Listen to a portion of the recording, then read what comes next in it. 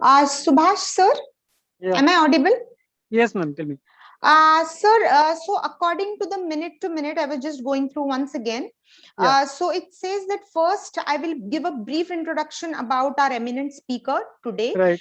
and then I will request Vice Chancellor sir to felicitate him. I mean, welcome him, and Right. after that I will request the technical team to please, show the video of sir.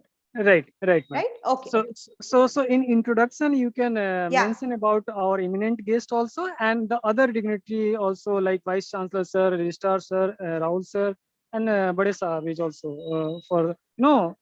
Just give a brief information, not in detail.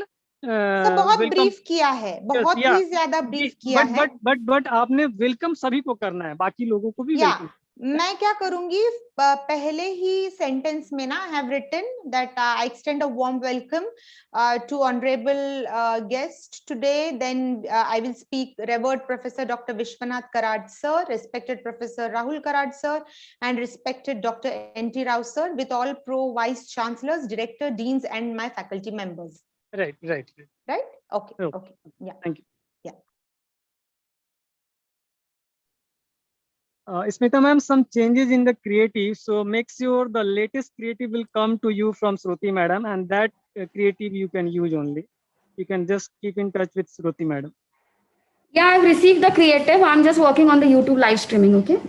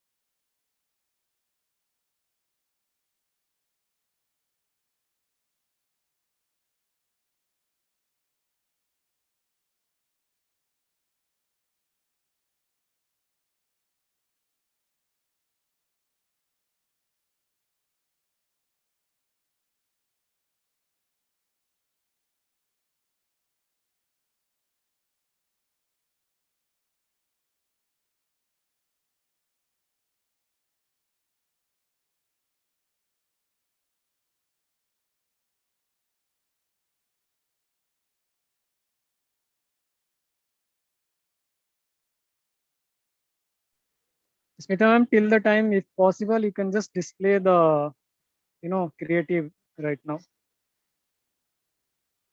Yes, Subhashati.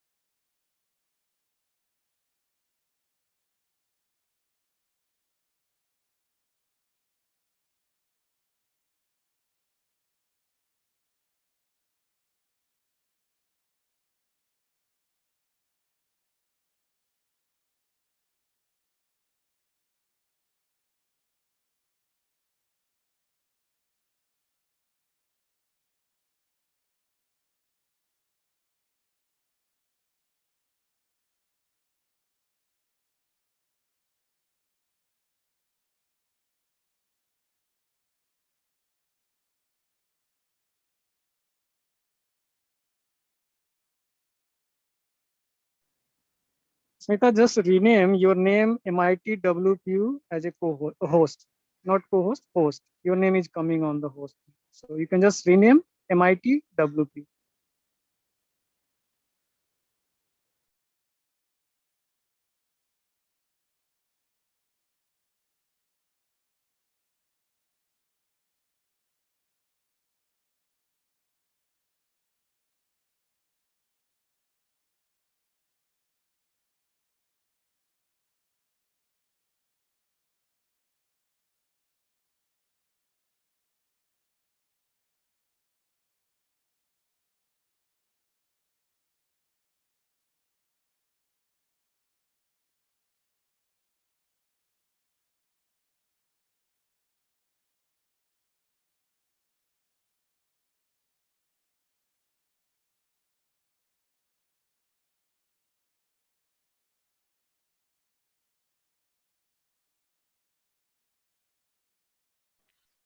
Subhash sir, एक और question है.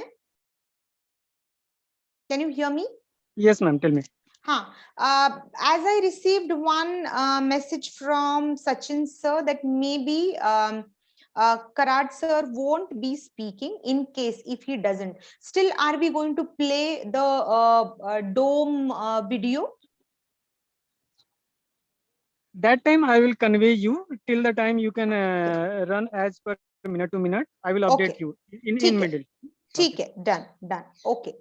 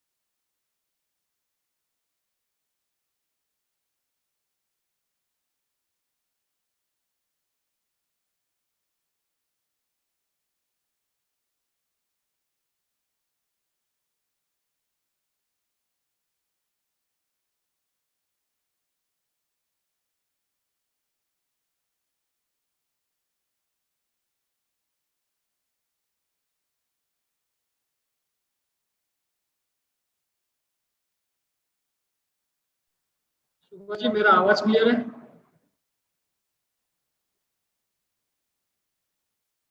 शुभा sir,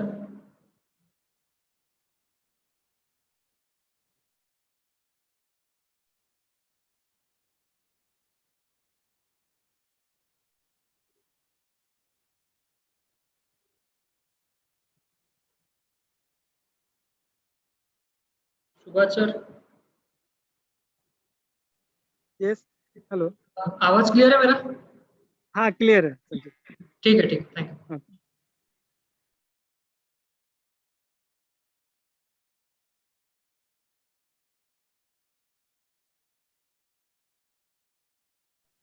Smita, can you display the creative of this lecture series? Yes, I'll do that. And if possible, can you just remove the photograph, profile photograph, because when program is ended or anything you are changing now, your photo is coming on the screen, so it's not look good. Okay. तुमचा host मध्ये photo आहे ना ते काढायला सांगतो.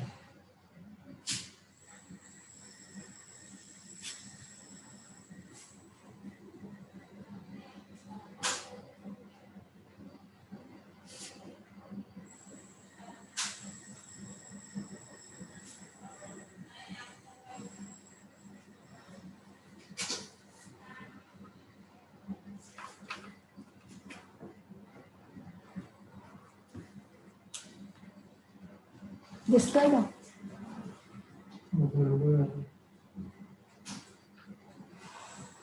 शेवटचा तुमचा photo आहे ना ते काढायला सांगितलं. तो कसा काढू मी आता? त्याच्यात रिमूव्ह करा ना फोटो तुमच्या पोस्ट मध्ये. Keep your mic on mute.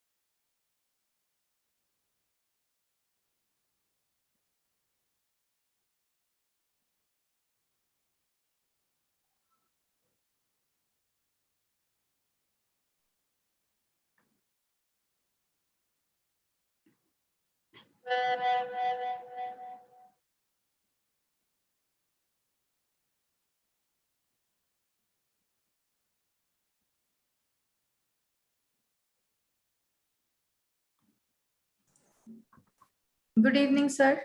Good evening, Anuradha. How are you? Good evening, everyone. Yeah. Good evening, sir. Good evening. Good evening. Yeah.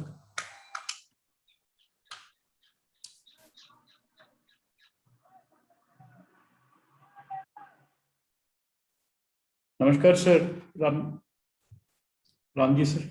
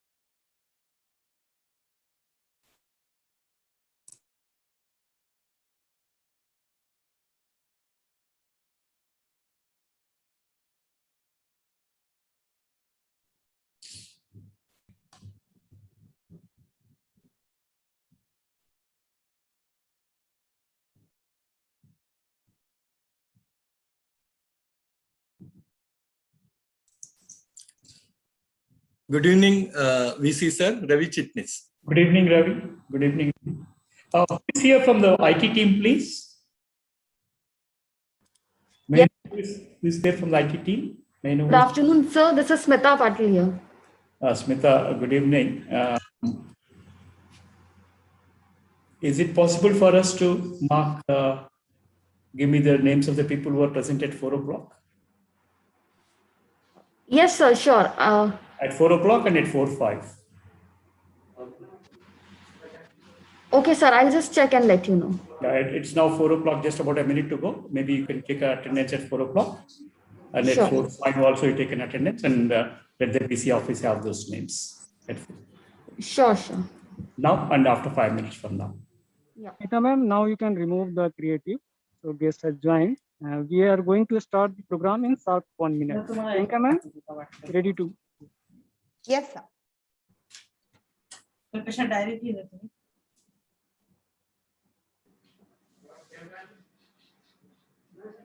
With the permission of Dais, Priyanka ma'am, now we can start the program. Thank you, sir. Thank you so much. Good evening, everyone. On behalf of MIT World Peace University, I, Dr. Priyanka, welcome you all to the webinar lecture series 2021.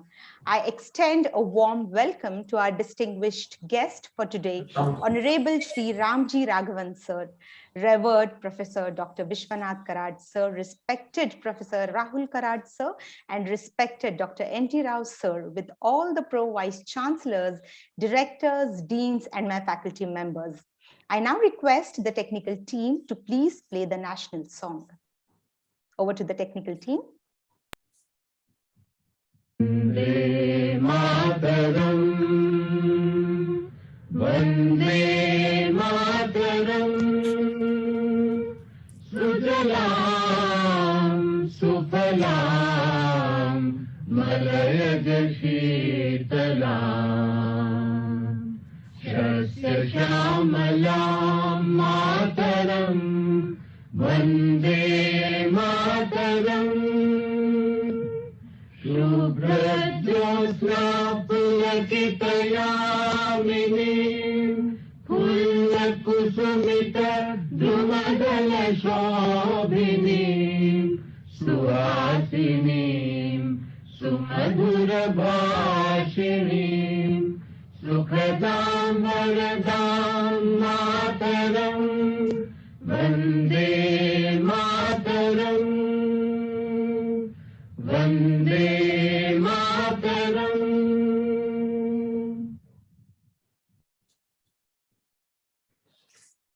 Thank you, team. Thank you so much. As per our tradition at MIT World Peace University, we begin with World Peace Prayer. The World Peace Prayer does not symbolize any caste, creed, or religion, but it signifies the well-being of the humanity and world peace. I request all the participants to sit in a comfortable position, close your eyes and fold your hands. I request our technical team to please play the prayer.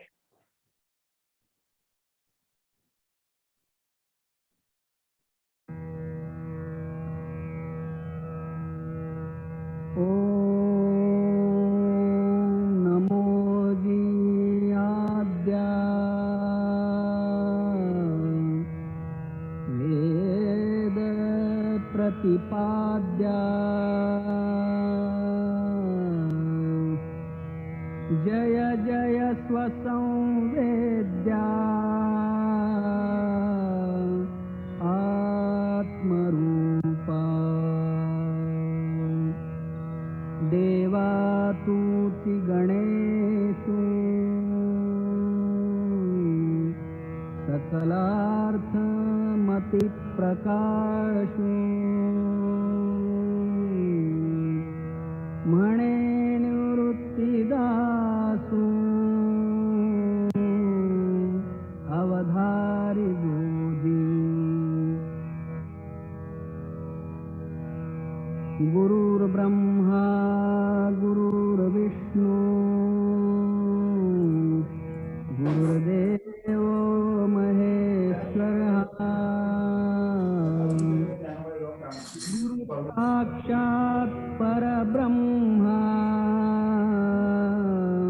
तस्मै श्री गुरवे नमः. मला नको आता त्यांना माहिती सरांना.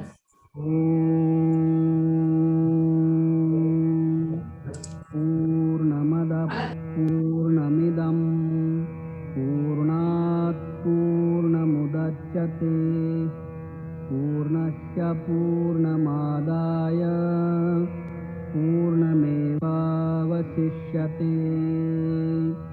ॐ शान्ति शान्ति शान्तिः.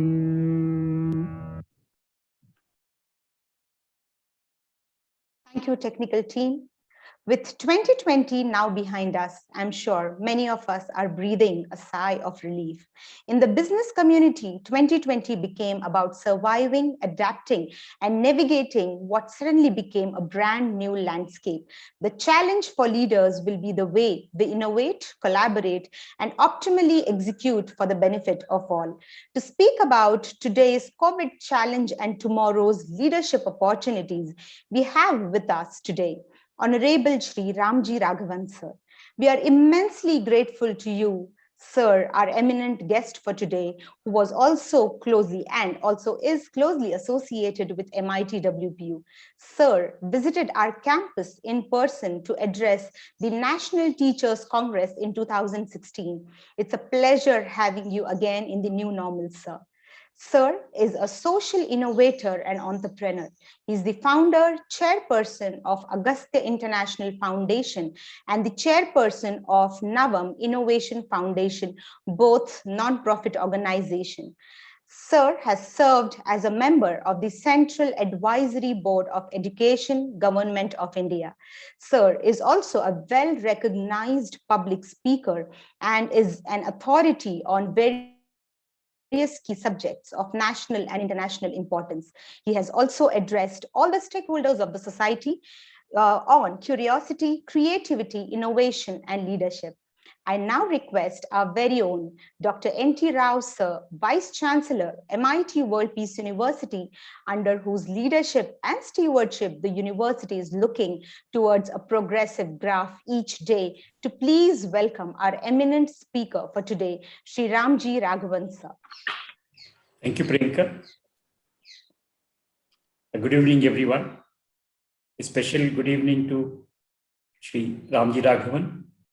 Welcome, sir, to MIT World Peace University.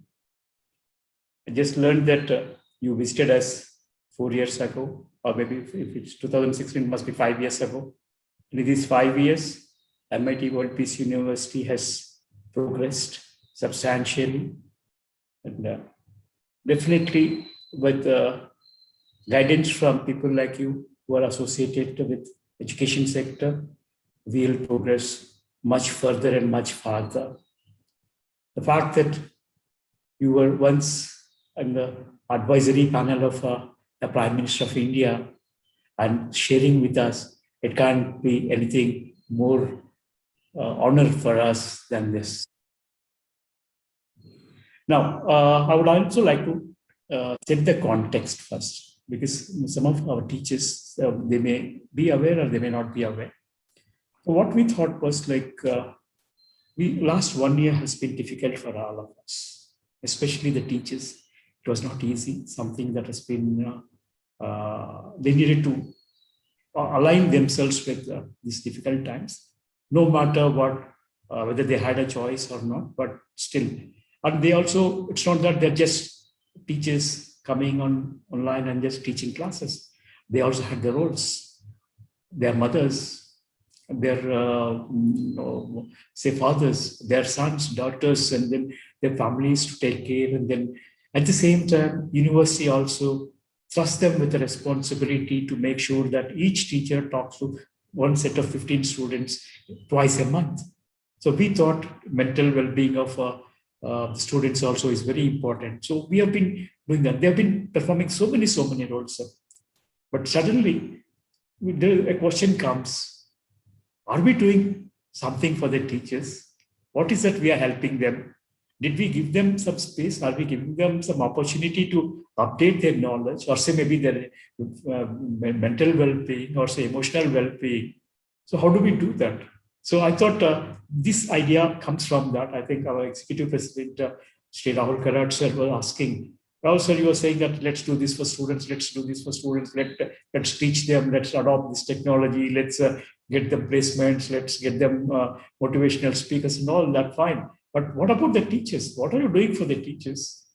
So this question, I think, has given rise to this lecture series. We are happy that the first of them is being addressed by and is done by you, sir.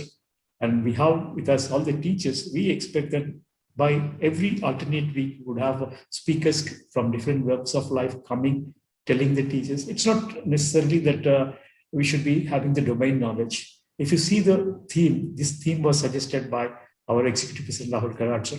He clearly said, today COVID is a challenge, but this challenge is not going to be a challenge forever. When this needs to be converted into an opportunity, and then all of us, sometime or other, we need to play a role as a leader. So how will the challenge would convert? So I was just talking to someone. I was also, in my own way, I was giving a quote. The world, or say the nature, has been throwing question marks to us at different times of whether it's economic or say maybe a natural calamities, or in different, or maybe in personal. So it's for our responsibility to convert the question marks to exclamation marks. But the question marks will never end. But each question mark should necessarily be converted into an exclamation mark. And we need to do that. To do that, we need, apart from our own efforts, we need somebody like you to come, motivate us, telling, yes, you're doing a good job, please keep doing that. This is where opportunities, this is what you can do. So that's why we are here together in the evening. So I was also asked to speak about you and your accomplishments. I think somebody else can do that. I think we are having a video or something. Maybe I'll take some other time, maybe towards the end of the session. Your accomplishments already Priyanka has given. But the fact that you are the first of the speakers that we have chosen for the 1 year long series of motivational talks to help our teachers to realize within them this, it's not a pandemic, it's only a challenge. Convert that challenge into an opportunity for tomorrow, so that you will be a leader. Leader doesn't mean a leader of a political party or leader of an organization or a leader. Each one of us leader maybe within our own family, within our own section, within our own society, within our own groups. So lead in every sense of word. So that's why today's challenges and tomorrow's leadership opportunities. We invite you to MIT World Peace University once again, sir. We are very happy to have you. Please share us with share your knowledge and your experiences from which we can get motivated at the end of the day. Okay? So with these words, I think I request Priyanka, hand over to Priyanka once again. Welcome again, sir. Thank you very much. Thank you, sir. There's always a takeaway from whatever you say. So from question marks to exclamation, that's the right thing, and that's what we are going to do today. Thank you so much. Now I request Dr. R.M. Chitnis, sir, Pro Vice Chancellor, MIT World Peace University, to please say a few words. Over to you, sir. Thank you, Dr. Priyanka, Honorable Executive President Rahulji Karad, sir, Honorable Vice Chancellor, sir, Honorable Ramji, sir, all the deans, HOS, and faculty members. Indeed, pleasure to connect at this important juncture in the journey of MITWP, in the journey of our country, India. This lecture series is being organized with a creative idea of our executive president. And it says that you have to become little innovative, research oriented. Subjects could be plethora of subjects. Personalities could be galaxy of personalities. But what is the end result that is right now determined is that you don't only remain on the existing knowledge, but create a new set of knowledge and be little innovative, be little research oriented. COVID pandemic also asks us to look into it from more innovative way, how the leadership would be in the later stage. You are aware that in India, in comparison with the another top 20 countries in the world, we were always treated at the lower rung when it comes to research and innovation. We had a lot of organizations like CSR, NCL, so many labs, so many funding agencies. But always China and America, they became top 1 and top 2 countries, and we were not. It was way back in 2010 when the President Pratibhaji Patil declared that this year or this decade is going to be decade of innovation. Further, in 2014 onwards, the present government said that innovation, entrepreneurship, and research is to be given boost. We don't want only CSR or ICAR or ICMR or DRDO to be doing research, but we want a separate organization. And come 2020 NEP, we have established National Research Foundation with 50,000 crores as its base capital and 1% of GDP every year. You all are aware that we are going towards 3 trillion economy, and 1% of GDP is going to be a huge amount. But how it is to be used? Now, there is a slight difference in that, and which makes this our particular series very, very innovative and outstanding. You all are aware that we always said we have inadequate fund. Our Patent Act or Intellectual Property Rights Act are limited, and they are not creating any conducive kind of an environment in our country. But there is a special mention that even our education system is also non-conducive, not supportive for innovation and entrepreneurship. Now here where comes MITWP's efforts, which are laudable and which the entire country will follow later, is that create innovativeness or research aptitude at the undergraduate level itself. We did not wait till NEP was declared in 2020, but we did this in 2017 itself. And that was the idea of our Honorable Executive President Rahul Karaj sir. I want to attract your attention to today's topic, mental well-being, is that National Research Foundation has been told by this government that the investment in the research will not be only in engineering and sciences, which was there from 1947 to 2021. But the investment in the research will be in mental well-being, in the ethical values, in the Yoga Shastra, in the meditation sciences, in liberal arts. And that makes 2021 and onwards a different era in our country. And that's why this lecture, which is being, or this lecture series of 1 year, which is being inaugurated with a lecture on mental well-being, is very, very important to us. Also, there is going to be change in the Patent Act and Intellectual Properties Act. And thereby, all our faculty members, those who are really entrepreneurs or intrapreneur, I can use the word, that means they work in the organization, feel they're part of or owner of this organization. Such faculty members will have a plethora of opportunities in terms of doing their own patents or registering their own patents or their own intellectual property rights, because in 2022, this Parliament of India is going to revamp the entire act, that is Patent Act and Intellectual Property Act. And in that, I think MITWP's contribution of this lecture series can be created in an abstract format and can be submitted. Once again, we all should congratulate Vice Chancellor Sir and Executive President Rahul Karaj Sir for giving us this opportunity to attend such lecture series, and wish all of you best of the best for all lectures to come. Over to Dr. Priyanka with this word. Thank you for giving me opportunity. Thank you, sir. Thank you for telling us how this webinar series is of utmost and national importance. Thank you so much. Now I request Dr. Milind Pandey, sir, Pro Vice Chancellor, MIT World Peace University, to please say a few words. Thank you, Dr. Priyanka.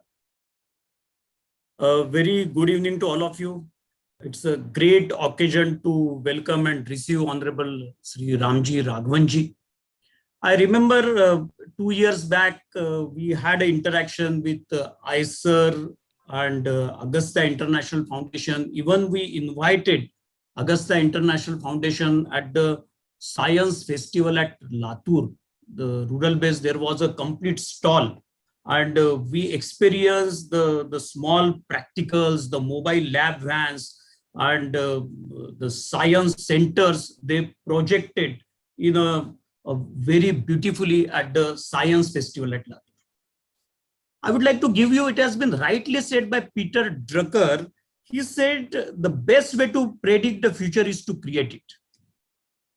And while going through the profile and script of Honorable Ramji Raghavan Saab, I realized, because right from the school education, he tried to imbibing the innovation culture, the innovation mindset, like the philosophy of the MIT WPU. We want our students that innovation in head, compassion in heart, and passion in belly.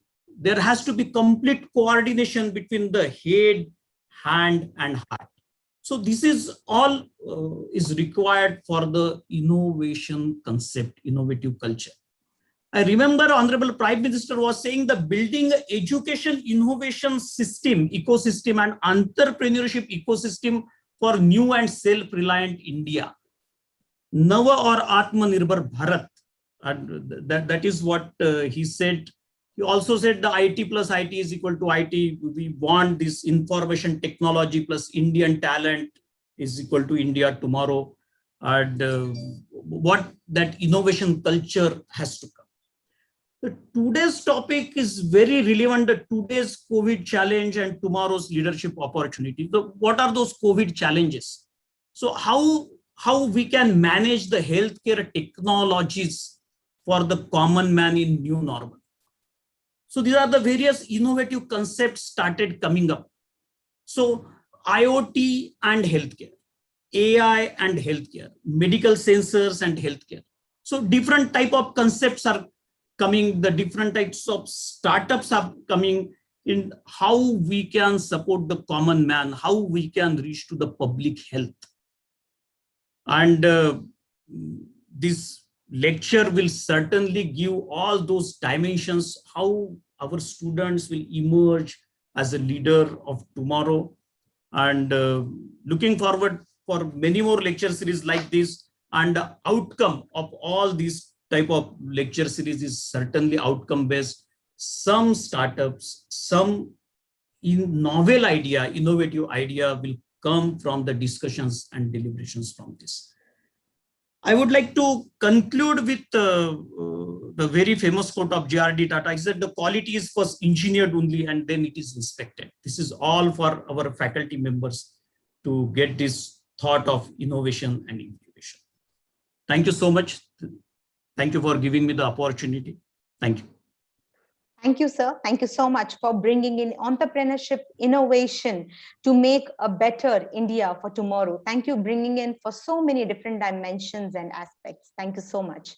Now I request Dr. Srinivas Subbarao Pasumarthy, sir, the Dean of School of Management, UG, and the Director of School of Management, PG, MIT World Peace University, to please say a few words. Good evening, Honorable Executive President Rahul Karad sir, and the Honorable Vice Chancellor N.T. Rao sir, and the today's chief guest, the man who can talk about the innovation and social entrepreneurship, Mr. Ramji Raghavan ji, and all my colleagues, the deans, faculty members. Good evening to one and all. Thank you for giving this opportunity. Being a faculty of entrepreneurship and innovation, according to me, is that entrepreneurship and innovation is a mindset.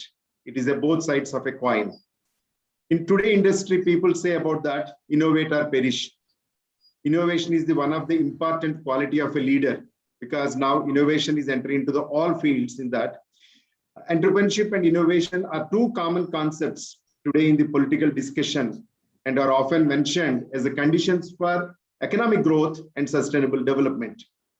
At the same time, there is some uncertainty with regard to what is actually meant by the terms and what the connection between them looks like. Because if you can see about that, we are always thinking about that innovation, patent, or maybe new product development much be from the Western India, Western part of the world.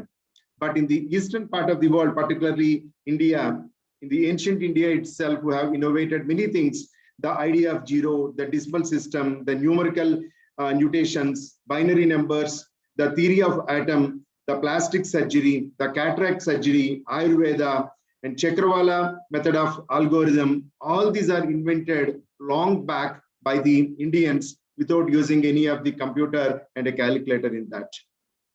Because it is a completely a mindset. Because when I'm doing on the rural entrepreneurship, we found many things because rural people are also having in that. The National Innovation Foundation, the Honeybee Foundation, and all these, they are commercializing the rural innovation in that. Because innovation or the entrepreneurship, innovation may not be required, particularly a science or an engineering or maybe in that. It is completely a mindset. Because innovation does not always mean to create something new. Because innovators often take something that already exists and improve it, change it, make it better, and make it best for the present day customers in that. Innovative ideas are that will what make a startup more competitive in that. Because there are almost all sectors. Suppose we are seeing for the last 1 year because of this pandemic, because many times people say that necessity is the mother of invention. If this pandemic may not come, we may never think about the hybrid learning, flip-based learning, blended mode of learning, and all this and that. Because it is a mindset, and the need will make us to innovate something. And there is no sector in the world which could not be affected by the innovation, because innovation is a mindset and is a part of the life in that. Thank you, everyone, for giving this opportunity. Thank you. Thank you so much, sir, for speaking about the mindset, which is, I think, the most important part in the crucial times. Thank you so much. Now I request Dr. Prasad Khandekar, sir, Dean, Faculty of Engineering, MIT World Peace University, to please say a few words. Thank you. Dignitaries on the virtual dais, chief guest of today's function, Sri Ramji, Sri Rahul V. Karad, sir, Sri Professor Rao, sir, my dear colleagues and dear faculty colleagues here. Professor Chitnis talked about 3 trillion economy. India is dreaming for becoming a 5 trillion economy, although we have to postpone our dream of realizing 5 trillion economy for next 2-3 years because we are hit bad by the pandemic situation.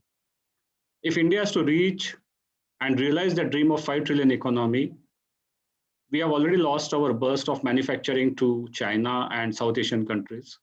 Research and innovation are the only keys available, which leverages the talent that India has, the social demographic dividend of young population, talented population that we have, to realize the dream of 5 trillion economy.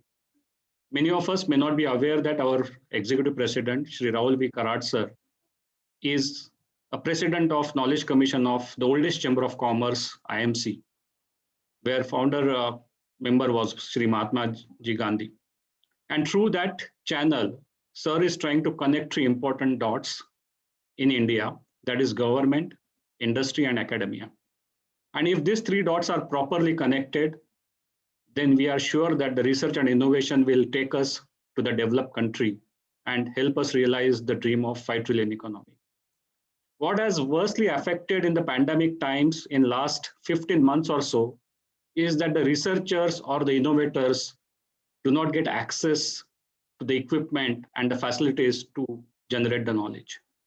And I'm sure the chief guest of today's function will touch on this aspect, that even in the academics, we usually talk about the knowledge delivery and knowledge transfer, but the COVID has also affected the knowledge generation in the universities.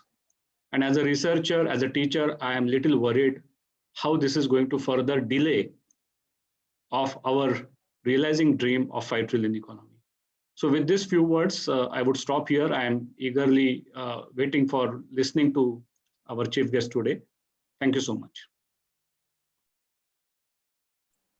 Thank you, sir. Thank you for speaking about connecting the dots, knowledge delivery and knowledge transfer. Thank you so much for that. So before I request our honorable guest to take over, let us all together watch his work and contribution through a video. I request our technical team to please play the short film. Dr. Priyanka, what I suggest just for 2-3 minutes, I want to share my mind. And yes, sir. Absolutely. To listen to Ramji Sahab. Ramji Sahab, basically, itinerary was very well written after Professor Rao, myself, and immediately after that, you are going to speak. But Vice Chancellor said to me that all other my 3-4 leaders, because you are a man with the creativity and the social innovation is a word of our very mission of MIT World Peace University. All the time we are talking about unification of science and spirituality. How do we really change the colonial mindset of this country? We always look at the West. You served Western countries worldwide, and now you have come back to India. Last 15-20 years, or maybe a little more than that, you have done so much. And in particular, the Campus Creativity Lab is one very unique project, sir. This very documentary I have shared, Vice Chancellor sir has shared with all my faculty members here. And we at MIT World Peace University, we are very proud that there is a Laboratory of World Peace, our beloved founder, he created, where 54 statues of scientists, philosophers, saints, and founders of all the religions, the Plato, Kant, Hegel, Spinoza, Newton, Faraday, Einstein, Buddha, Gandhi, and the people who laid the foundation for humanity, how to live and how not to live. And this concept we are promoting through education, the higher education, school education also. But I'm very glad, sir, that Professor Rao, someday, I don't know, you have your 700 faculty members, how that day will come, but 100 acres of almost 200 acres of land, the kind of creativity and innovation for inspiring the youngsters, the kind of center created by Ramji Raghavan Sahab, you all will, frankly, physically, I haven't seen it, but many friends from Andhra Pradesh and, other people and whatever I read on the internet, I think it is worth visiting someday. And we have to really think that with Agastya Foundation, what ecosystem we should develop. Millions of children have already visited from the school, and so many thousands of schools of Andhra Pradesh and India, they visit this center, what he has created there for the mind transformation and and this is a very same mission, Professor Rao, what we have been talking.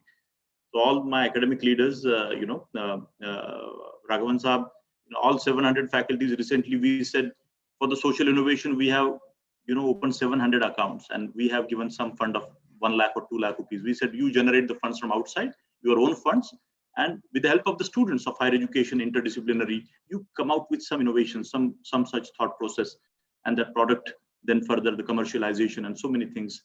Not that every faculty or every student, they will be successful. At least Professor Ramji Sahab, we are trying to do something and create that environment as a higher education center.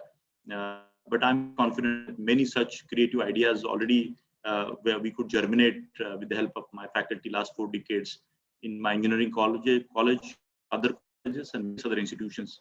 But I'm very, very excited, sir, today that innovation is a buzzword. It's a good sign that all kinds of people, the successful, unsuccessful, at least they are talking of innovation. Innovation has become a buzzword in some also a little bit. But practically, there are very few people like you who are truly successful, actually, implementing this very thought of innovation on ground and transferring that very message of innovation in a true sense. So we salute you, sir. You visited National Teacher Congress, my institution. We could not meet in my own schedule. I got busy later. You got busy in your own schedule. But someday I wish and pray that we again join hands and you maybe come to my center someday. We all will come to your center. We'll see that how it can be structured, Professor Rao, but it should not be just a talk on the internet right now, the formal talk, but some such, this center is worth visiting. I can tell you, batches of 20-30 profs, though, we all may feel कि अरे ये तो बच्चों का है, ये तो school, ये स्कूल नहीं, वहीं से शुरुआत है हमारी सबकी, और वहीं पे हमें सब बच्चे बन के बूढ़ा होना, और वही साइकिल है हमारे लाइफ की. तो मेरी विनती है, आप इसके बारे में सब लोग स्टडी करिए. Please see this videos, all the other my academic leaders, the vertical heads and everybody. You all touch very important points, Professor Pandey, Professor Subbarao, Dr. Khandekar, Dr. Chitnis, all of you, here I can see some of my other leaders, Mr. Ravinath Patil, Madam Anuradha Parashur of Liberal Art, and many other leaders, So we all have to really truly think that how do we really integrate, and we are already working on such, design through which, we want to really make an impact on the minds of students. Thank you so much, Raghavan Saab. We are very, very curious just to create a little background. Without informing your office, we added 3-4 our own members in between. So we wish to hand over to you, Dr. Priyanka. Please welcome Ramji Saab. Thank you, sir. Thank you so much. Your words are always inspiring. Thank you. So the excitement is surely building up. But before that, I request, let us all together watch his work and contribution through a video. I request our technical team to please play the short film.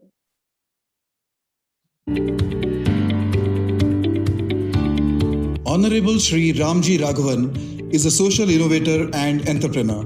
He is the founder and chairperson of Agastya International Foundation and chairperson of the Navam Innovation Foundation. Shri Ramji Raghavan has served as a member of the Central Advisory Board of Education in the Government of India. Shri Ramji Raghavan is a well-recognized public speaker and is an authority on various key subjects of national and international importance. He is a member of the Governing Council of the Marico Innovation Foundation, a board member of Vigyan Prasar, and a member of the working group on attracting children to science and math of the Prime Minister's National Knowledge Commission. Agastya International Foundation has a campus creativity lab located on a 172-acre campus in Kuppam, Andhra Pradesh, which houses science and art centers. The foundation also operates mobile labs, enabling children to perform experiments by themselves. Shri Ramji Raghavan is the recipient of many national and international awards and recognition. We are honored to welcome Shri Ramji Raghavan to MIT World Peace University.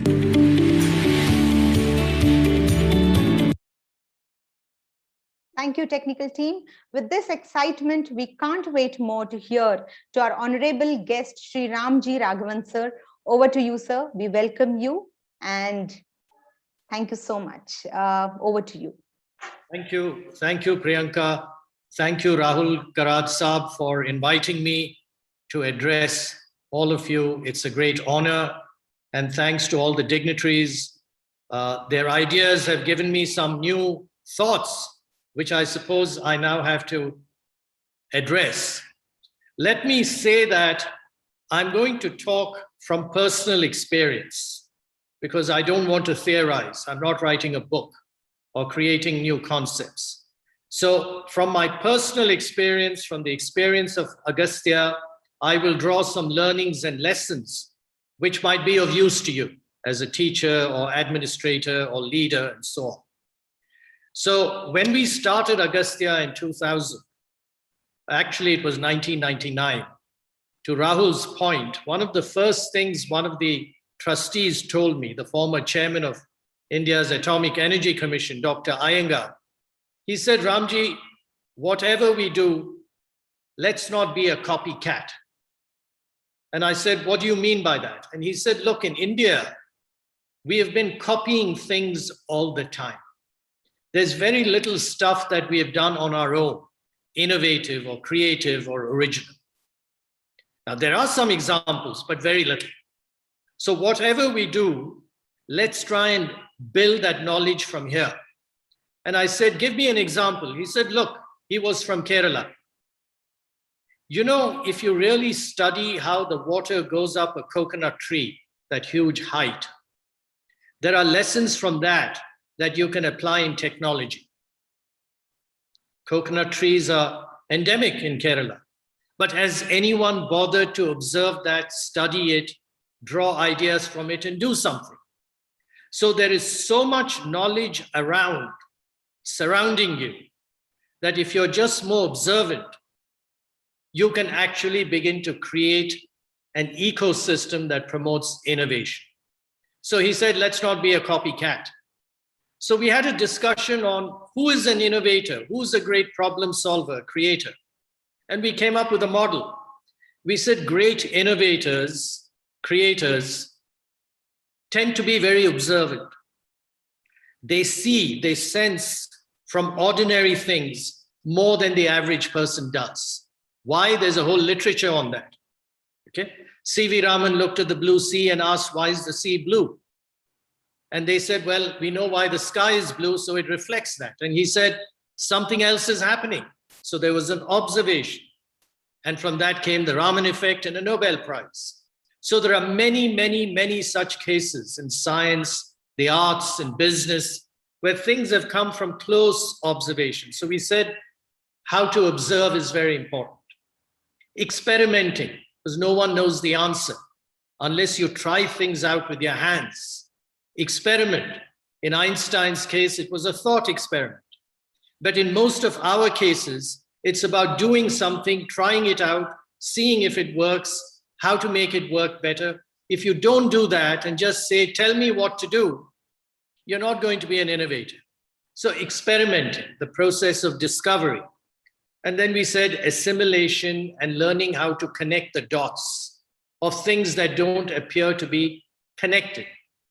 And finally, applying all this to create some value for society. So we said, okay, observation, awareness, discovery, experimentation, association, and application are the components of innovative thinking. The foundation of all this, we said, is curiosity. Jigyasa. If you're not curious, if you don't ask questions, you will never be able to progress. If there's a water shortage, you have to ask, why is there a water shortage? What is the cause of this problem? What's the cause of that problem? And so on, so that you get to the root of it. And the only way you do that is through questioning. So we said, look, the foundation's mission should be to spark curiosity, nurture creativity, jigyasa, rachanatmakata. From creativity, you get navachar and innovation, and importantly, instill confidence. So you may be curious, you may even be creative, but if you don't have self-belief, you will never bring it out. And unfortunately, a lot of our people in India lack self-confidence. I remember meeting Dr. Kalam when he was president in 2003 in Delhi. And he said, you've come back from England to do all this in the villages of India. I would suggest you focus on 3 things that are essential to transform this country. And I asked him, what are they? And he said, curiosity, number 1. He talked about skills. And then he said, confidence. You know, I remember 1978 or something like that. I had just come back from my studies in London to India. And I think Morarji Desai, the president of India, fell ill. So they flew in an NRI doctor. And he came and inspected the president and, you know, suggested some things and went back. He just spent like 2 or 3 days and he was on the headlines. So naively, I asked my father, don't we have doctors in India who can take care of the president? And my father at that time was chairman of Engineers India in Delhi. And he said, of course we do. So I said, what's the problem? He said, Ramji, my dear boy, what we lack is confidence that we can do it. Okay, so that is key. So we said that's the mission of the foundation. Now I'll tell you a few stories from the foundation to bring out some of the learnings. So the first thing we wanted to do was to create that creativity lab that Rahul was talking about, except at that time, we had 170 acres of barren wasteland. We got it, which was a big deal at that time. And we ran out of money. So crisis. I had quit my job abroad, come back here. I was not even working for a company, no salary, nothing, no employees in the foundation. I thought I could raise a lot of money because I was a former banker. I didn't realize how difficult it actually is. There's no money. And I was under pressure from the government. You've got all this land from the government. Where's the action? There are no buildings, nothing. I used to hate the phone ringing, thinking somebody from government is going to call me and say, is this a scam? So what do? You don't have money, you can't progress. So we huddled and we asked the question, while we wait for money to build the buildings to bring the children and teachers to the campus, can we take our ideas to the villages? How do we do that? How about a mobile science lab? So a friend of mine gave us a second-hand rural transport vehicle. Dr. Iyengar got the Homi Bhabha Center to gift us a trunk full of low-cost experiments, costing about 500 rupees. And we trained our tractor driver to be the first science instructor and sent him into the villages. It was a super hit. Times of India carried a big article about it. We had no idea what we were doing. It was a big success. And suddenly we said, hey, this sounds like an interesting thing. And it began to grow. Then we started running some science fairs in the villages. And the model was we would train teachers to teach these science experiments to the visiting village children. Except the teachers at the last minute backed out. They said, we don't have time. We can't make time during the weekend. Sorry. Another crisis. This time we were told the children were so excited, 5,000 children were going to come, village children, to the fair. We didn't have teachers to teach. I'm not a science guy. Neither was Mahavir, my colleague. What do? Crisis again. This time a couple of girls in pardas came up to us and said, you have a problem. You don't have teachers. We said, yeah. Said, here's an idea. Suppose you teach us and our friends. Maybe we can teach the experiments to the children. And these were 14-year-old girls. And we thought, is that really possible? But we had no option. So suddenly we were training over the weekend about 200 girls and boys. They became the teachers. The science fair was a super success because children preferred to learn from other children. And it was a big insight to us that peer-to-peer teaching is really powerful. And that became one of our most transformative programs today, the Young Instructor Leader Program. So the point I'm making is the way we started to innovate was by forcing ourselves into difficult situations. Somebody talked about necessity being the mother of innovation, invention. These two were certainly examples of that. Because I had bought the land with a big dream, I'd forced myself into a difficult situation. There was no money at the time. We were forced to come up with the idea of a mobile science fair. Because we rushed in naively into the villages saying we'll run science fairs, had another crisis, we came up with another idea. So pushing yourself into a difficult situation that looks impossible is one of the best ways to spark your innate creativity and innovation, because your prerna, your motivation to succeed is very high. Because if you don't succeed, you're going to fail and it may be the end of it, right? So that was one very important lesson. So as we began to grow slowly, it began to attract attention. I said, this innovative spirit has to be in the DNA of Agastya. So constant questioning, why not this? What if? Can't we do it a different way? Is critical to that. Constant experimenting is critical to that. And over the years, there were times we were expanding so fast, doing so many things, people would come to me and say, look, you better slow down.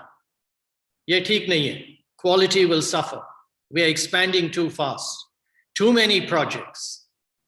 And it was true. But I said, no, we keep at it. It's got to be a permanent revolution. So we kept going at it and getting bigger, more innovative, won some awards, made some useful contributions and so on. Money began to come into the campus, the mobile labs, we began to grow.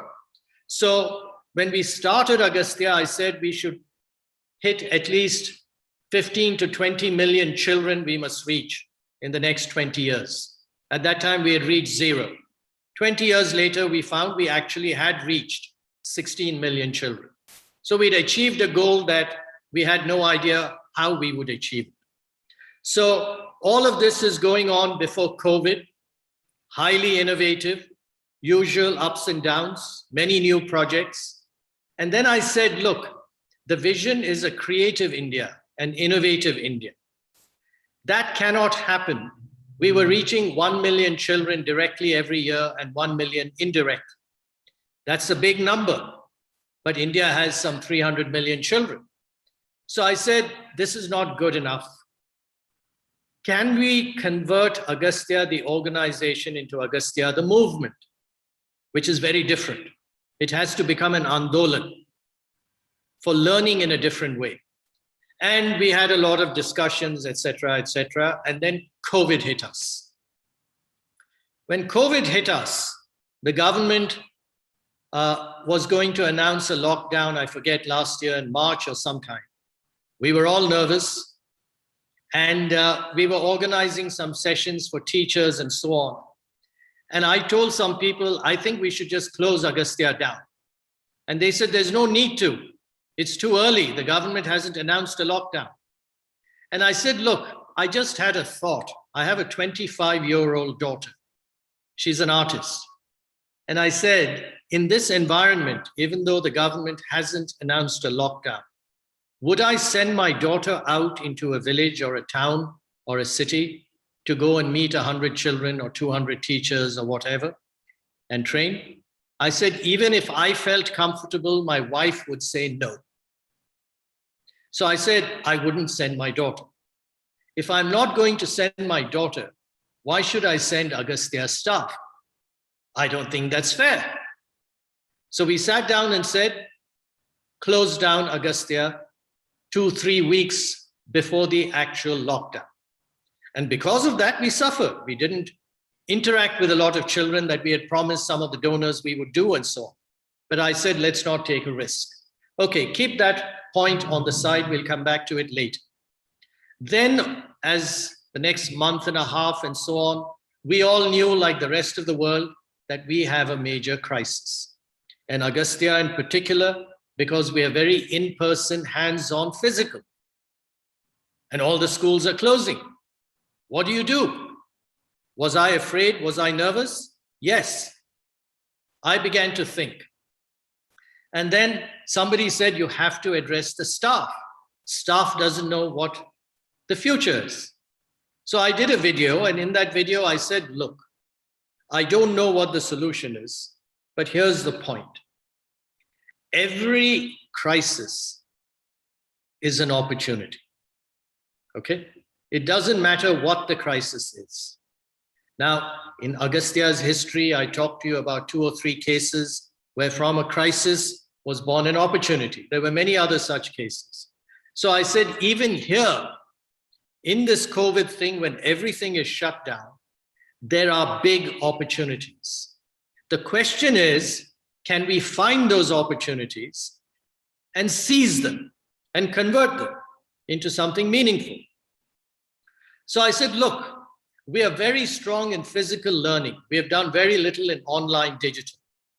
If we do online digital, but combine it with our strengths in physical, then a year or 2 from now, we will emerge as perhaps one of the most unique organizations in the world with the capability to do both online digital and physical, and in a very powerful blended way. Because I said there are thousands of people doing online digital. There are very few doing physical the way we do it, hands-on, experiential at scale. So if we can bring that combination, we can create something really new. And that is the opportunity. And without COVID, we may not have focused on it as quickly as we did. And I said, this is the way to power the movement. And we all sat down, and another friend joined Agastya. And from this, we came up with Agastya 2.0. And we said, look, we reached 16 million children in the last 21 years. Why don't we aim to reach 100 million children in the next 5 to 7 years? That will be our new goal. And that's the movement. Suddenly, the organization got electrified. Okay? And people started to innovate because they were grown up in this innovation culture. It wasn't new, something to do. So an instructor in Gujarat sent out a little WhatsApp origami. He got back tremendous positive response from children. That spread throughout Agastya, and we began to create what we call Explore, Play, Learn modules, digital. And then we said, but the children can't visit the labs. So how do we do physical? And we said, hey, supposing the home could be converted into a laboratory. How? There are so many things you do at home that have a scientific basis. So let's teach the children how to make their home itself into a laboratory. And suddenly a new thing came up with self-learning, activity-based learning, sitting at home. And in the last 12 months, pre-COVID, we had reached 1 million children directly.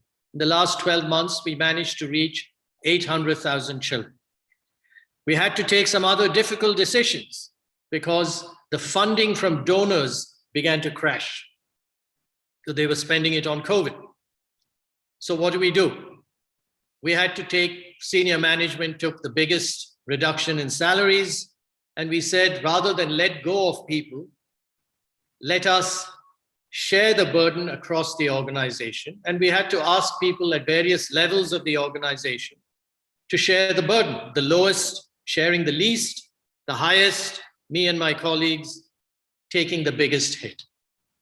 And we were not sure how the organization would respond to this.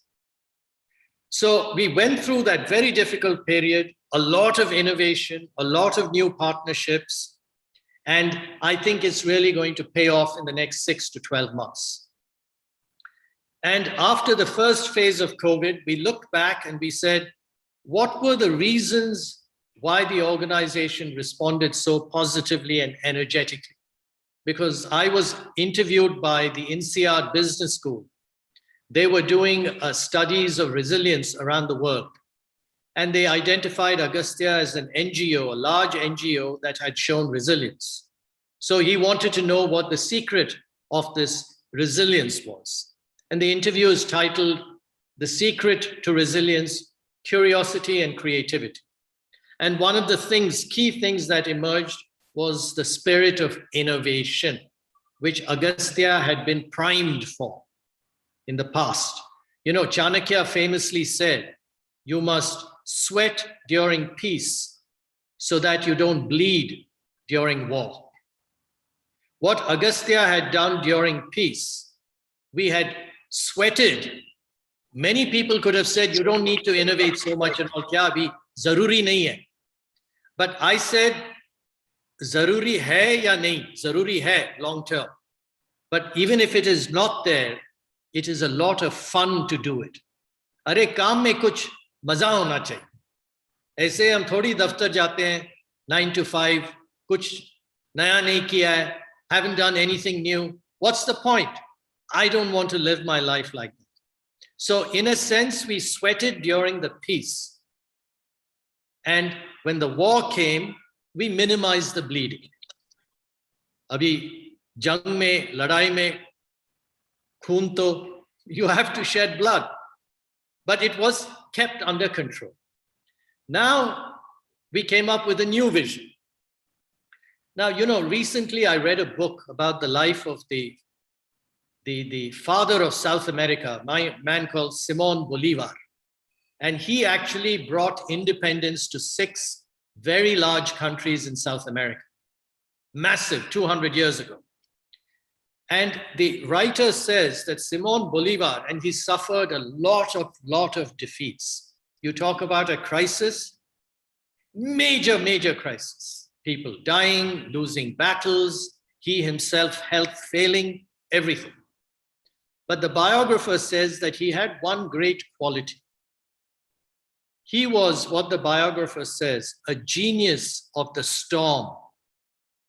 A genius of the storm. Matlab, tufan ki pratibha. That when there was a major crisis, that is when he would come up with the biggest changes, a creative leap, rachanatmak chalang. And because in the crisis, defeated, nothing to do, he would spend time thinking, making new connections, asking more questions, innovating. Can we try this? Can we try that? For which he did not have time during the crisis. So when slowly the seesaw tilted in his favor, all this Chanakyas sweating during the peace paid off big time during the war.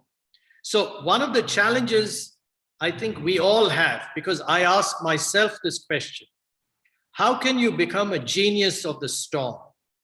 How can you become a genius of the storm, not only as an individual, but as an organization? If you can build that quality, and the things that go into it, as I said, is the spirit of innovation, the attitude. Somebody talked about the mindset, positive mindset, sakaratmak mansikta, which is, it is a fact. You know, Vivekananda famously said, you must face the brute. We must face the fact that it is a crisis. It is a challenge. We can't hide from that. But then the next question is, can I convert this crisis into an opportunity?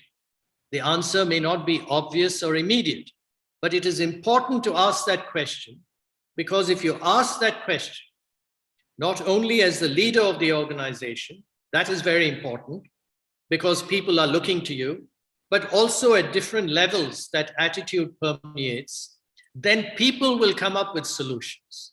Because you can't come up with solutions, you know, however big a person you might be. The people have to come up with solutions, ground up. So that innovative spirit and positive mindset is very important. The second thing, going back to, we closed down Agastya before the lockdown. I called some managers before I gave this interview to INSEAD and asked them, "Are, ye resilience kahan se aaya?" I'm very happy we've showed resilience. What's the secret here? How did you guys do it? Why? How? And they said, yes, spirit of innovation, we were trained for this, but there is another thing that senior management did. I said, what's that? He said, you closed down Agastya 3 weeks before the lockdown. I said, to kya? So what? That told us that you actually really care for us. So when you asked us, can you reduce salaries? Please cooperate, because we are all in this together. We said, no problem, because we trust you and you showed you cared for our health, our lives, our welfare. So the second thing, third thing, spirit of innovation, positive mindset, opportunity, crisis convert to opportunity. The third and perhaps most important thing is the spirit of caring.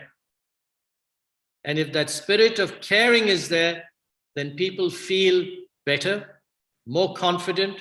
Chalo, we don't know what the answer is, but you care for us, we care for you, we will come up with something.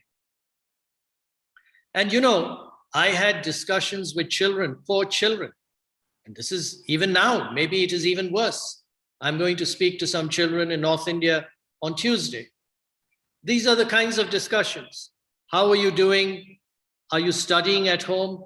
Sir, my father has lost his job. What job did he have? In Kanchipuram. Auto rickshaw driver, sir. Oh, so how are you managing? Sir, we have stopped eating rice. So I said, well, what do you do? Sir, some substitute we are using. Oh, what else? Sir, we have stopped eating vegetables. And she's saying from the bottom of her heart, I felt so bad for her. With all this, she's saying, sir, I feel so bad for my father. Okay. Now, abhi kya kare? What could I do? Right? Another girl in Hubli, near Maharashtra. How's it going, sir? I was going to get a scholarship to go into a university. Scholarship is gone. I'm finished. So I didn't know what to do. So I said, it's some 30, 40,000 rupees. How did you manage? Some friend of hers got other friends and they all contributed to getting her money to do the scholarship. So we know that at the grassroots, the pain is very, very acute, very severe. So some of the children were saying, I said, look, I know this is a difficult thing to say to you, but is there an opportunity in this crisis for you children? And they said, Abhi, what is we don't know. So I said, this is an opportunity for you to think more deeply about yourselves, about your life, maybe get to know your brother or sister better, your family, your parents. And the conversation started. And one of the things they said is, what we like about the Agastya teacher teaching us is, besides teaching us science, that teacher tells us stories, that teacher listens to our problems, there is a sense of caring and connection. So that is very, very important. Now we came through the 12 months and I thought, okay, chalo, tufan abhi piche hai. Now the skies are blue and we are going to take off. And then the second wave hit and we are in the middle of it. But that doesn't change anything. As individuals, teachers, or anybody, innovation and the spirit of trying to find solutions is critical. No one can do it for you. Prime Minister Modi can't find solutions for all of us. I can't find solutions for all my staff. Each one of us has to sit down and imbibe that spirit, which means asking questions. Ki, what is the opportunity? Kya kar sakta hu? How can I reach out to my students? I may be going through misery, but I am a leader. I'm a teacher. I'm a role model. It's not just teaching subjects. I have to connect with my students, find out how they're doing, work together to see if we can come up with some solutions together. So this has been the experience that we have gone through and continuing to go through. And, you know, how things will eventually turn out, no one knows. I remember when I started Agastya, my biggest problem was how to deal with uncertainty. I saw uncertainty as a problem. Today, I see uncertainty as an opportunity. It's just a mindset shift. With that mindset shift, you can achieve anything with some patience. And I'm sure we will look back 6 months from now or a year from now and say, that was a terrible period. No one can deny that. But what did I get out of it? Did I come out stronger, better, more resilient, a more humane person, understanding people's problems? I'm sure many of us will come out like that, and we will become a stronger and better nation. So thank you very much. And if there are any questions, I'll be happy to answer them. Thank you, sir. Thank you so much.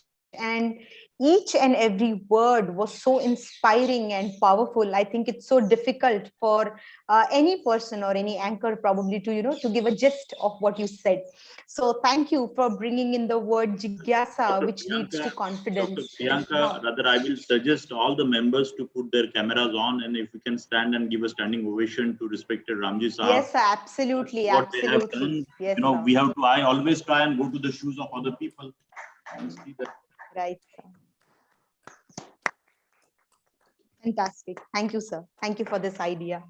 And as I said, it's so difficult to put into words whatever the knowledge that you have passed on today to all of us, sir.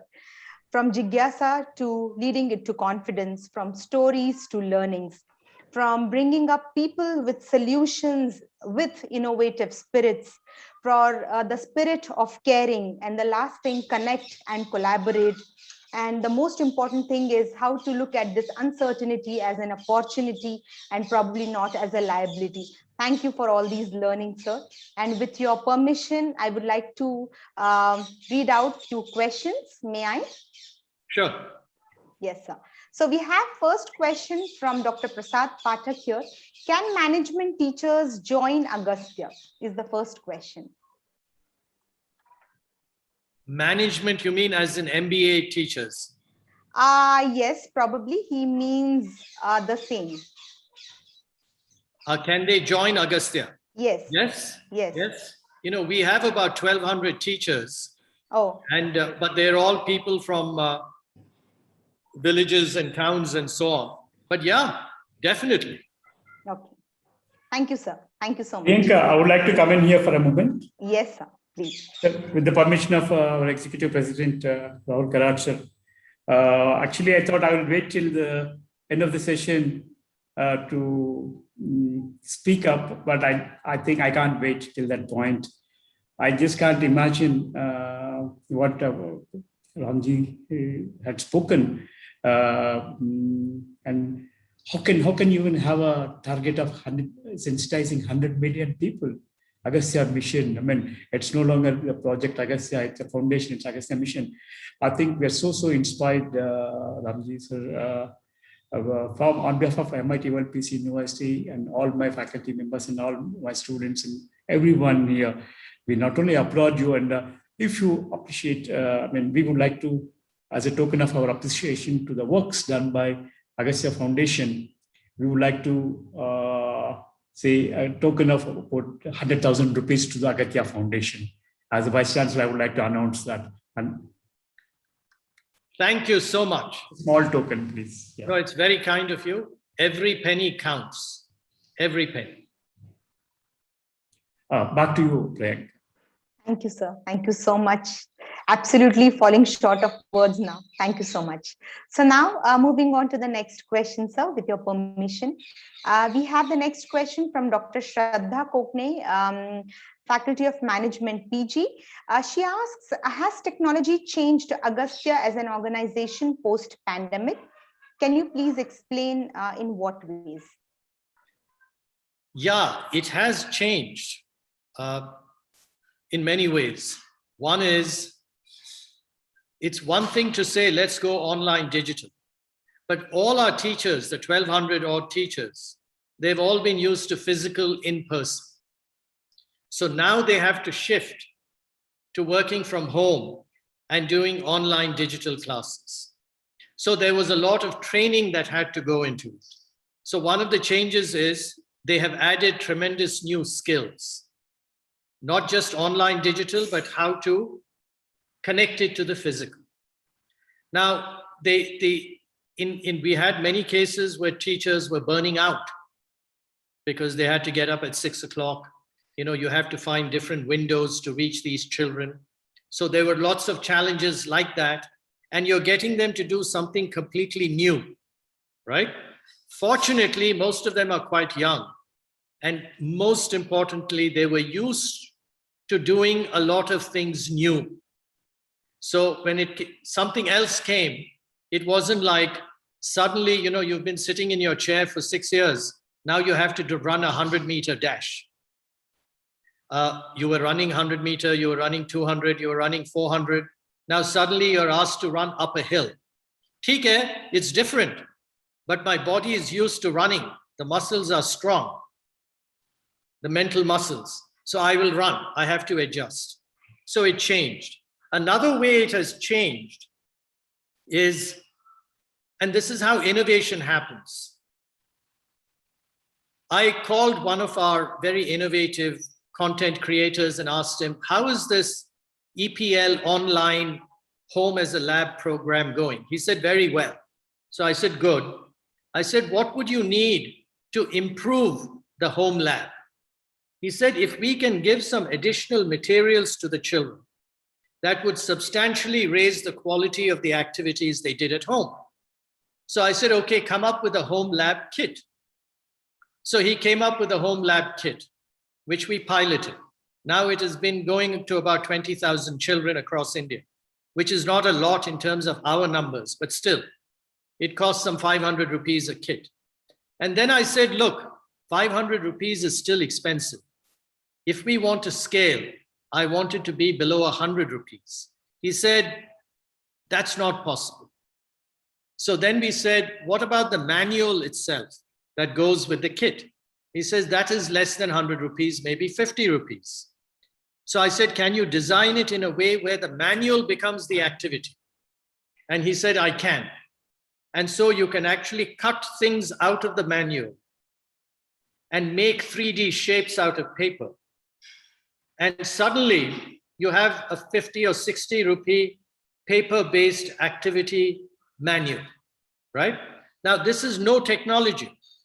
You can distribute it to thousands of children. In fact, the very kind Dr. Rao's 1 lakh, I might well use it to send it out to about 2,000 children who have no access to any bandwidth. So it has changed Agastya at 2 levels. One is at the technology level. The other is at the zero technology level, where we are using paper to do things, right? So the content is changing. It has also changed us in the sense we are now working with, there's a company that's involved in robotics, state of the art in Mysore. We're working with some American organizations and technology organizations. So the partnerships have really increased because we've realized reaching 100 million cannot be done by ourselves alone. We have to work with others. So that has also changed us. Thank you, sir. Thank you so much. So we have one question from Dr. Ravi Chitnis, sir, Pro Vice Chancellor, MIT World Peace University. He asks, how can we train ourselves to develop the spirit of innovation? So the first thing is, I often ask, parents often ask me, I'm very interested, how can my child be more curious? So I ask the parents, have you asked your child what questions they asked in school today? And they're taken aback because hardly any parent ever asks their children, what questions did you ask in class today? If they're always saying, what grade did you get? What answers did you get? Not what questions. If you want to become innovative, the first thing, as I said, the foundation is jigyasa. And jigyasa depends on your interest in asking questions, not in knowing answers, in asking questions. See, there's a book called The Innovator's DNA. And they looked at some of the world's top entrepreneurs and said, what distinguishes them from other entrepreneurs and other people? And they found 5 qualities. The first was the top entrepreneurs, at least in Silicon Valley, first quality they have is questioning. Wherever they go, they're asking questions. How did you do this? Why not this? How come this? Would this work? 1. 2, observing. 3, experimenting. 4, which is a very high order skill, which is associating, which is making unusual connections. So you see, you're wearing a sari. You look at a sari and you say, can I make a boat out of it? Obviously, there's no connection. But when you ask that question, connecting 2 things that appear unrelated, suddenly some new idea will emerge. Okay? So the 4th thing is associating, and 5 is networking. So if you want to become more innovative, you have to ask yourself literally, how many questions did I ask today? That should become part of your DNA. Write down questions in a book. Any questions you want, make it a habit. Learn to observe better. The things around your home that you take for granted, actually go and observe them. An American scientist won a Nobel Prize from watching a plate being thrown in the air, a dinner plate wobbling and then falling and breaking into pieces. From that, he derived the Feynman diagrams. Okay? So questioning, observing, experimenting are fundamental. So you should ask, did I meet somebody new today? Did I call somebody? That's part of networking. So maintain a diary and start doing this. Make it a practice. And experiment in your lessons with students or even in administration. This is the secret formula. I don't think it's that secret. It is there.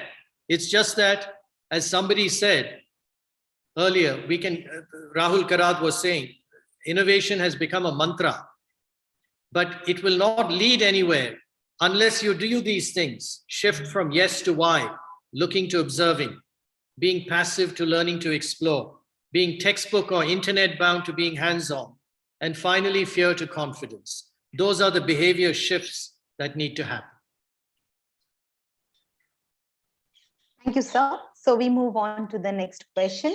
The next question is, do you think teachers and their training is the key to the development of innovation? What and training? Do I think teachers and teachers. their training?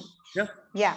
I think it's very important because teachers, see, each teacher engages with, during the course of their career, a couple of thousand students, right? So look at the impact a teacher can have, the positive. A teacher can transform the destiny of the country. If you read Mahatma Gandhi's My Experiments with Truth, there is a line there where he says, I believe the best textbook for the pupil is the teacher, right?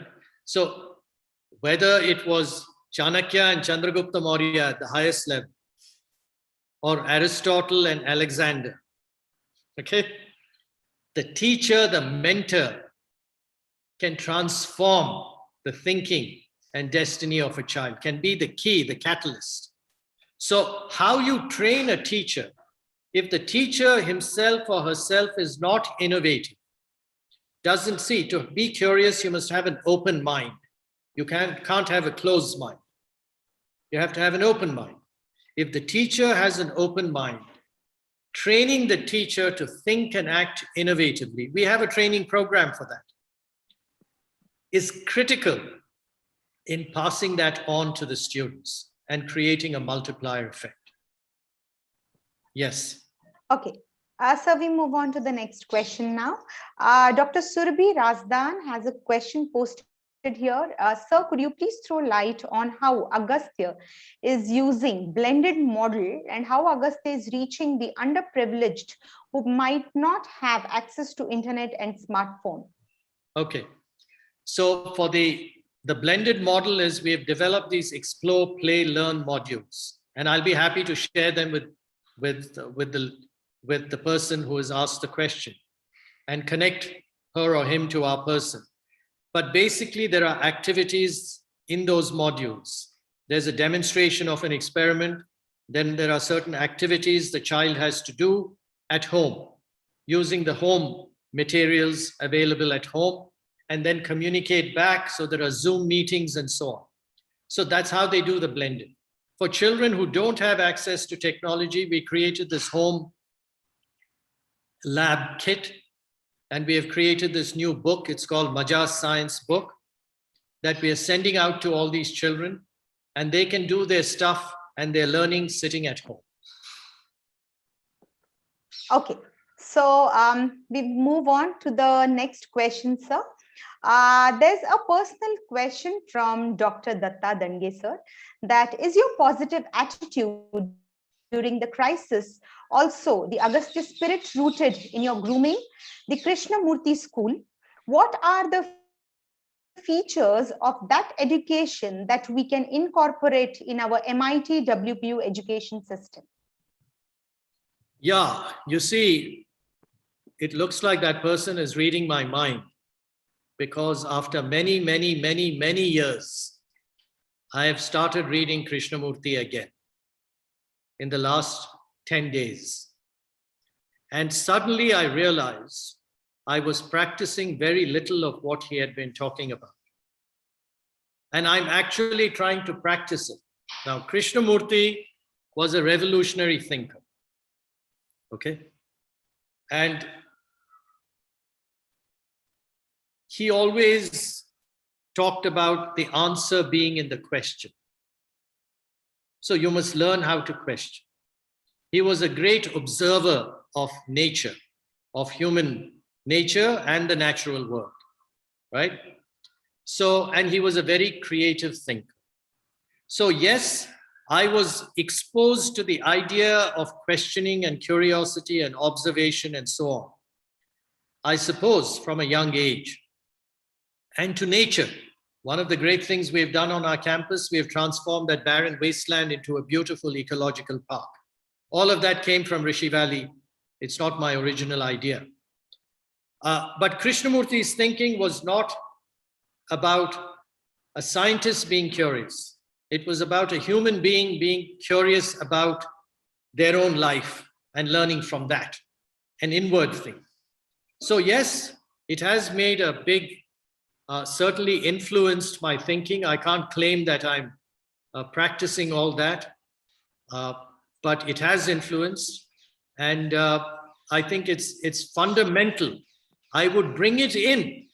See, Krishnamurti talks about we have become an uncaring, callous people, not just in India, around the world. It is about identifying yourself always. You talked about no caste in the beginning. I am this. Either identifying yourself in terms of your caste or your community or your language or where you went to study, all of which he says is an illusion. Now, his way of thinking, I think, should definitely be brought to the attention of younger people and teachers. They can have the choice, you know. He never said you agree with me or disagree. Listen, form your own conclusions. And our youth needs to think more independently. Iyengar said, don't copy. We shouldn't be saying, America mein aisa kar raha hai, that's why we should also do. Okay? That's silly. Your context is different. You have a brain that you must use. Now, it doesn't mean you're closed to other people's thinking. Of course, you should be open. But it's got to come from your own knowledge. That quality we have to build in ourselves, in our youth. And reading Krishnamurti, I understood a lot more about fear. Where fear comes from, the origin of fear. So many people are now fearful across the country. And I tell in our Agastya meetings, don't stop being fearful, yeah. We know what the problem is, but fear is not going to solve it. You have created psychological baggage. Throw fear out of the system. So, yeah. Can I come in here, Priyanka, here? Yes, sir, please. I would be asking this question. Did Rishi Valley help you? And if Rishi Valley helped you, how would that you associate with MITW? I think that was the question. More than reading Jiddu Krishnamurti and following his philosophy, you are a student of Rishi Valley. Yeah, I think, see, it depends how you define help. Okay. Rishi Valley helped me in the sense it was a wholesome environment. And what I value greatly from Rishi Valley was it brought me close to nature. Now, has that helped me in my career and so on? It may not have helped. But as a human being, it has helped me a lot.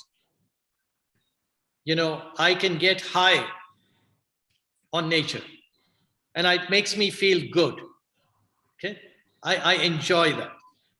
Listening to Krishnamurti as a young person, I can't say I understood what he was saying, but certainly you felt there was an exceptional human being and there was an important message. You know, I'll tell you, in 1979, 7 years after I left Rishi Valley, I was working in Delhi. And my father was the first batch of Rishi Valley in 1939. So he went to meet Krishnamurti, who was passing through Delhi. And he came back that night and he said, I had a very interesting meeting with him. And I said, what did you discuss? He said, we were talking about Nehru, because Krishnamurti knew Nehru. And I said, oh, what else? He said, no, he told me a story. He said, sir, I once knew a man who was a high court judge, very well qualified, young man. And if he had continued with his life in the court, he would have become the Chief Justice of the Supreme Court. But this man one day thought deeply about his life and he walked away from it all. He walked away. So Krishnamurti leaned forward. He would lean and hold your hand with both his hands. He leaned forward and touched my father's knee and said, "Think of the courage of that man, sir." And when my father told me this story, I was like, "Arey." So I'm sure it influenced me. I'll tell you another story. He came to our home in Calcutta on his way to Varanasi from Delhi. I was studying in Delhi, so I couldn't be at that lunch meeting. So my sister described what happened at the meeting. My sister, maybe she wanted to sound intelligent. She asked Krishnamurti, "Sir, Krishna Ji," he was called in India, "Krishna Ji, what is intelligence?" So Krishna Ji looked at her and said, she must have been about 19 at that time. He said, "Madam, you've lost your job. Your husband has left you. Your children no longer respect you. Go into that. That is the beginning of intelligence." So I have the greatest admiration for a person like that. And while it may or may not have helped me, generally speaking, certainly it influenced my life, and no regrets.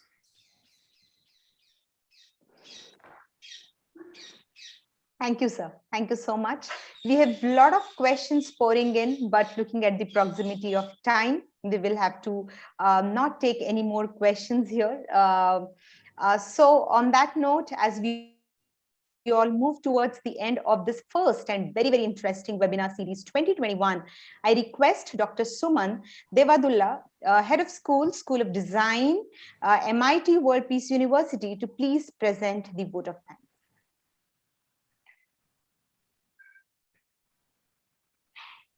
Thank you, Dr. Priyanka. Am I audible? Absolutely, sir. Thank you. Indeed, it was a wonderful session. Very, very insightful. And I'm sure all of the audience is full of inspiration on curiosity, creativity, innovation, and self-confidence. So I thank our Executive President, Rahul Karadji, our President, Revered Professor Dr. Vishwanath Karadji, our inspiration behind starting this series, webinar series on today's COVID challenge and tomorrow's leadership opportunities. I thank the entire IT team, which has supported the series to start in this grand way. And I thank all the dignitaries on the dais, starting with Honorable Dr. N.T. Rao, the deans, and all on the dais, the panelists, pro-vice chancellors, and the deans, for giving us this opportunity to be audience to such a wonderful session. Coming to Ramji Raghavanji's talk, I mean, I'm lost with words. There's so much to actually take from his talk that it has left us spellbound. Spirit of curiosity, spirit of questioning the crisis and then making it as an opportunity, and then spirit of innovation will take us forward, and questioning it through our own ranks will actually make us wonderful leaders. His observation that solutions come from all through and need not necessarily be hierarchical is really enlightening, and then involving everybody with a spirit of care is very, very essential in these times. And I'm sure organizations will be well driven by inspired people rather than just followers. Thanks a lot for that, Ramji Raghavanji, for your inspiring words. We look forward to wonderful association here on. Thanks a lot, Priyanka. Thank you so much. Thank you so much, sir, for summing it up. Thank you so much. I request the technical team to please play the national anthem.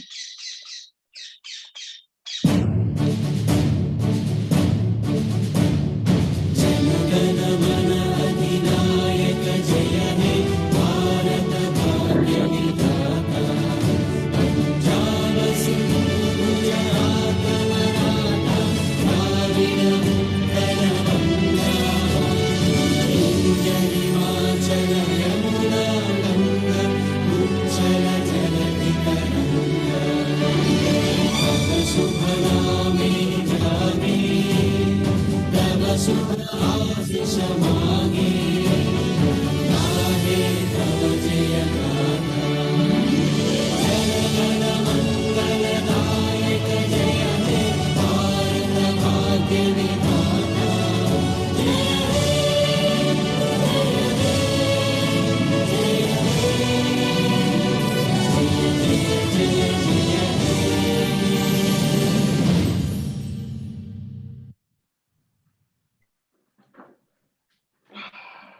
Thank you, technical team. Thank you once again. And heartfelt thank you from the entire MIT World Peace University family. Thank you so much. It was a pleasure. And if anybody wants to call me or ask any more questions offline, I'm more than happy to answer their questions. Thank you, sir. Thank you very much. Thank you. Thank you, sir. Thank you so much. Thank you. Technical team,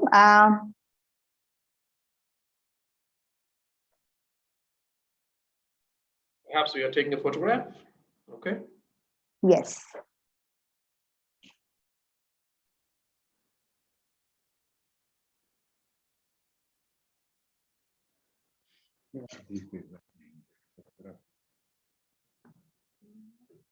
I'm there.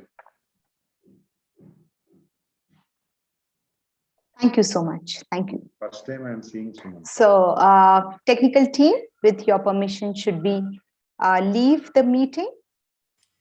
Yes, we can conclude. Yes. Thank you so much. Thank you. Thank you.